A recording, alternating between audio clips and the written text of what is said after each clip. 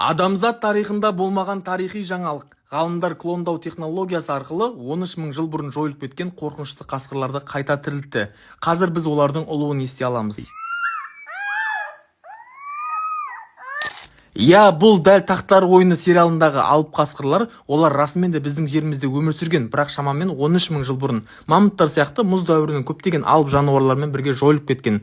Алайда олардың сүйектері сақталған, ал 2025 жылы Colossal Bioscience компаниясының ғалымдары сол сүйектердің ішінен көне ДНК-ны тауып, толық генетикалық кодын қалпына келтірді. Содан кейін олар сұр қасқырдың ДНК-сын алып, оны арнайы өңдеп, бұрынғы қорқынышты қасқырлардың сипаттарына ұқсастырып өзгертті. Компания бұл адам тарихындағы алғаш рет қайта тірілген жойылып кеткен жануарлар екенін мәлімдеді. Қазір бұл қасқырларға 7 ай болған, дене ұзындығы 120 см, салмағы 40 кг шамасында. Ең қызығы, олар мүлдем адамға үйір емес. The Times басылымының жазылуынша, бұл қасқырлар суыққанды, сақ және адамдарға алшақ жүреді. Соған қарамастан Colossal Bioscience бұл жаңалықты тек компания жетістігі емес, бүкіл ғылым мен табиғатты сақтау жолындағы үлкен қадам деп есептейді. Ғылым және технология туралы тағы да қызықты мәліметтер алып отыру үшін маған тіркеліп алыңыз.